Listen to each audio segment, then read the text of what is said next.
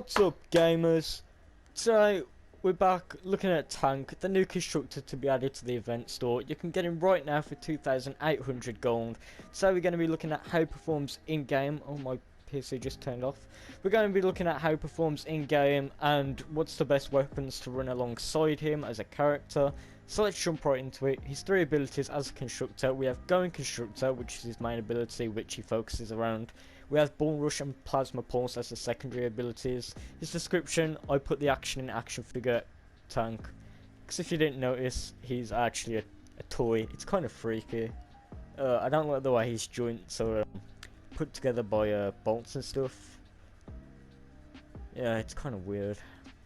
Anyhow, his perk for his commander: up to 8 attacks blocked by Going Constructor create a sonic wave dealing 128 base damage to enemies within a 0.5 total radius.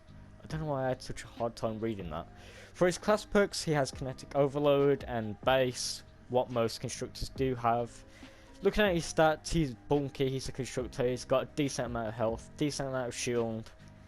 His running speed, his sprint speed is obviously quite low because he is a constructor. So let's actually go and look at the weapon that I'll be running alongside Tank. For our main weapon that we're running with Tank, I chose the Surround Pound. It is one of the best hardware weapons in the game. You've got the Lead Sled and even the Storm King's Fury, which you could run with it also. The Storm King's Fury has a bug where it causes the game to lock up, so I chose not to run that, but to run this. This is also a solid hardware. If you've got it, you should use it. It's really good. I'm going to just let you have a look at the perks. You can pause the video if you like. I feel like I spent too much time going through these. So that's that. And let's just get into the hero loadout and then we'll get into game. For this loadout, we have it balanced so that we've got the Surround Pound and Tank benefiting from it. We have obviously Tank as the commander. Up to 8 attacks blocked by Going Constructor creates a sonic wave, dealing 128 base damage to enemies within a 0.5 total radius. I still find that really hard to read, I don't know why. For our teamwork, we've got Preemptive Strike, one of my favourite team perks in the game, increases damage by 6.5% against full health enemies. It's a very universal team perk. I recommend you run it whether you're running a sniper, an explosive, or hardware. I wouldn't run it with an AR just because it's doing low damage. It's for ARs are meant for single targets. Anyhow, let's get into our support team. We've got Monster Smash. It increases life leech with melee attacks and Going Constructor by up to 15% based on percentage of your missing health. As you get kills, you're going to be gaining health. Before Tank came out, Arlene was considered one of the better Going Constructor commanders. That's because there aren't that many. Going Constructor is a very low quality ability. I do not recommend using it unless you're just playing for the fun of it. For our second one, we've got Knight's Impact, increases hardware impact by 33%. Then we have Actuated Attacks. I really can't read today.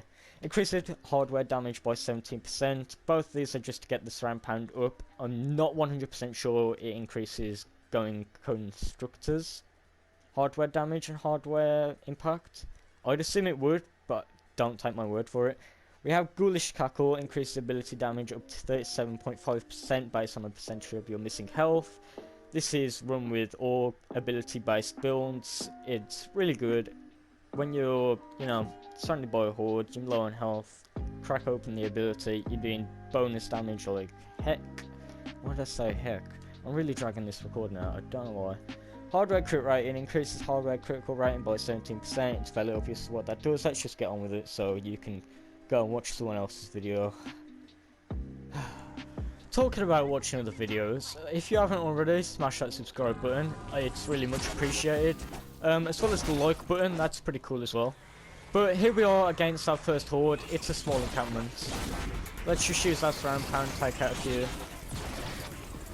Lose a bit of health, perhaps, so that we can actually get our Going Constructor. Okay, we lost a bit of health. Ooh. Let me just... Oh, I can't use Adrenaline Rush when I'm doing Going Constructor. As you can see though, it's pretty effective. Okay, I did not know that you can't use Adrenaline Rush when you mean Going Constructor. I'm glad I died there so that I can actually show you that. It's very important to know, as I didn't even know that to begin with. That affects how you run this a lot. Alternative methods of getting health is using Arlenizer to get health per kill, but as you saw, it wasn't that effective. Now, going constructor, as I said earlier, isn't the best ability in the game. It can be fun in lower level missions, which I'm in right now. I think it's power level 108. I see. Yep, 108. The most fun part of this build is definitely the surround pound, because you're going to consistently get kills with it. Unlike going constructor, since it has such a large cooldown as well. Let's get a few more kills here. As you can see as well, it activates the buggy perk. I don't actually know what it's called. It basically stops hosts from attacking you once you hit them or get knocked down. Which is why the surround pound is so great, because it has such a high impact, which triggers that quite often. We've got about 12 seconds left on the going constructor.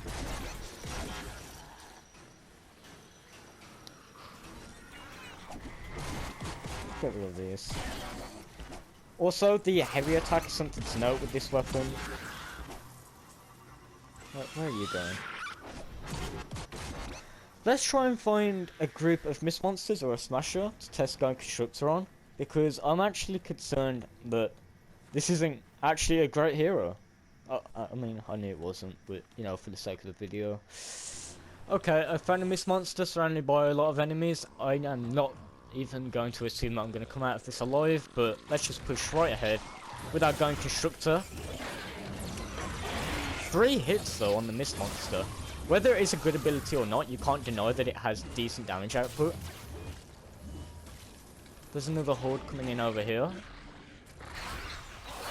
And that's our going constructor over. That's another important thing to know. It does have a large cooldown, and it doesn't last for very long.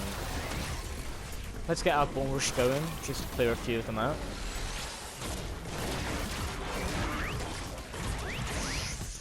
And, oh god.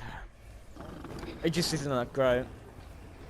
I think this is where I should actually end the video, dead on the floor. Just so I could tell you, he is cool, he is fun, but he's not good. Thanks for watching this video, like, subscribe, get Tank for the purpose of just having him. If you are going to run a constructor in the future that does have going constructor, you might as well put him in there if you've got nothing else to put in your support team. But apart from that, he's really not that great. Anyway, I'll see you next time. I'm just going to stay down here. Goodbye.